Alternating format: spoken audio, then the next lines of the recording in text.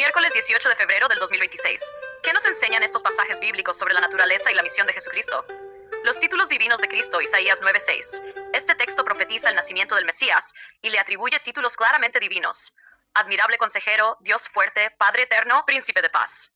Enseña que el Mesías no sería solo un líder humano, sino Dios mismo manifestado, con autoridad eterna y poder salvador. Mateo 1:23 cita la profecía de Isaías y declara que Jesús es Emmanuel, que significa Dios con nosotros. Enseña que en Jesús Dios vino a habitar entre la humanidad. Mateo 16:16, Pedro confiesa, tú eres el Cristo, el Hijo del Dios viviente. Afirma que Jesús es el Mesías prometido y posee una relación única y divina con el Padre. Apocalipsis 1:8, Jesús se identifica como el Alfa y la Omega, el principio y el fin. Este es un título reservado para Dios, que expresa eternidad, soberanía y omnipotencia. Conclusión. Estos textos muestran que Jesús no es solo un profeta o maestro, sino plenamente divino, eterno y uno con Dios. El papel de Cristo en la creación y la redención. Colosenses 1:15-17. Declara que Cristo es la imagen del Dios invisible y que todo fue creado por medio de Él y para Él. Enseña que Jesús es el creador y sustentador del universo. Filipenses 2:5-11. Explica que Cristo, siendo en forma de Dios, se humilló haciéndose siervo y obedeciendo hasta la muerte en la cruz. Muestra su naturaleza divina, su encarnación y su misión redentora, culminando con su exaltación. 1 Timoteo 3:16. Afirma que Dios fue manifestado en carne, justificado en el Espíritu y recibido arriba en gloria. Habla claramente del misterio de la encarnación. Hebreos 1:1-3. Describe a Cristo como el resplandor de la gloria de Dios y la imagen misma de sustancia, quien sostiene todas las cosas con su palabra poderosa. Enseña que Jesús es la revelación perfecta del Padre y el mediador de la salvación. Conclusión. Jesús es creador, sustentador, revelador de Dios y redentor de la humanidad. Otros pasajes relacionados con la naturaleza de Dios. Dos ejemplos. Juan 1:13-14. Declara que el Verbo era Dios, que todas las cosas fueron hechas por medio de Él y que el Verbo se hizo carne. Confirma la divinidad y encarnación de Cristo. Juan 10:30. Jesús dice, yo y el Padre uno somos. Enseña la unidad esencial entre el Padre y el Hijo. Jueves 19 de febrero del 2026. Una historia para contar.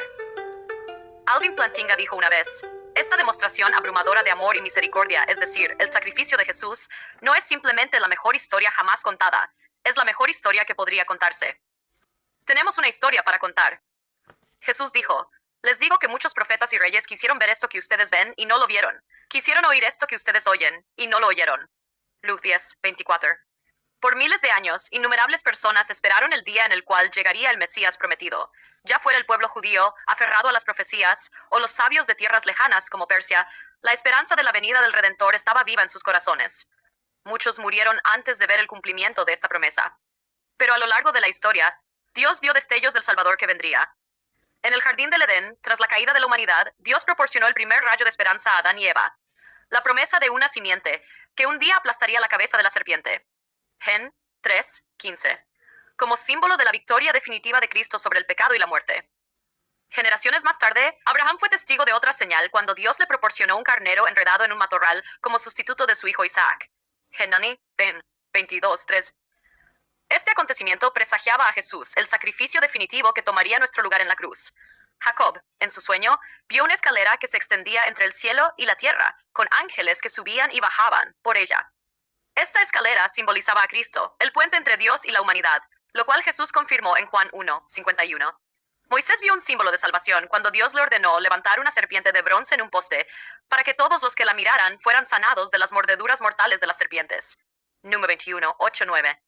Jesús comparó esto con su propia crucifixión, en la que él sería levantado para sanar a la humanidad del pecado.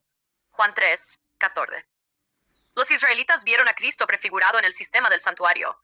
Cada cordero sacrificial ofrecido en el templo apuntaba al Cordero de Dios, que un día quitaría el pecado del mundo. Juan 1:29.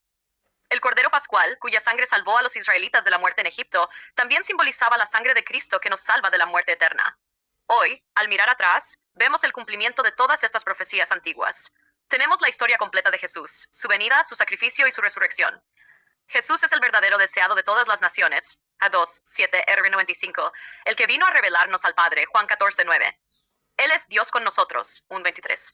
No solo Dios para nosotros, detrás de nosotros, delante de nosotros, sino con nosotros. A través de Jesús, Dios está con la humanidad.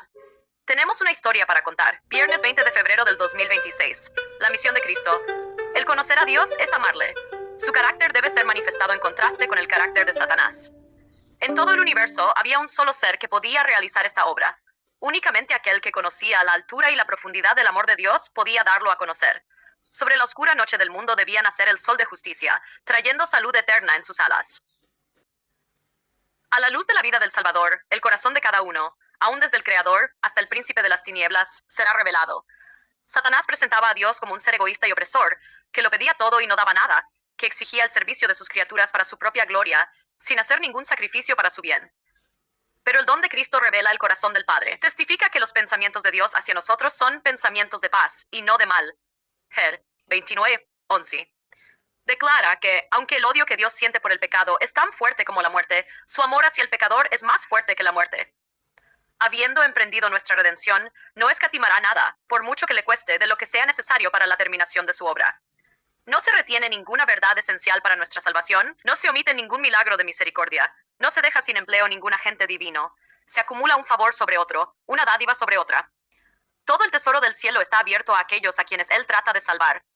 Habiendo reunido las riquezas del universo y abierto los recursos de la potencia infinita, lo entrega todo en las manos de Cristo y dice: todas estas cosas son para el hombre.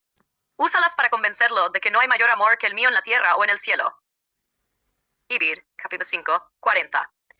Durante todos los siglos, los filósofos y maestros han estado presentando al mundo teorías para satisfacer la necesidad del alma. Cada nación pagana ha tenido sus grandes maestros y sus sistemas religiosos que han ofrecido otros medios de redención que Cristo. Han apartado los ojos de los hombres del rostro del Padre y han llenado los corazones de miedo a aquel que les había dado solamente bendiciones. Su obra tiende a despojar a Dios de aquello que le pertenece por la creación y por la redención. Y esos falsos maestros roban a sí mismo a los hombres.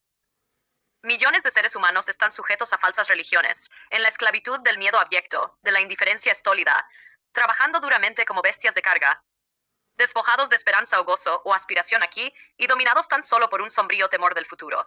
Solamente el Evangelio de la gracia de Dios puede elevar el alma. La contemplación del amor de Dios manifestado en su Hijo conmoverá el corazón y despertará las facultades del alma como ninguna otra cosa puede hacerlo.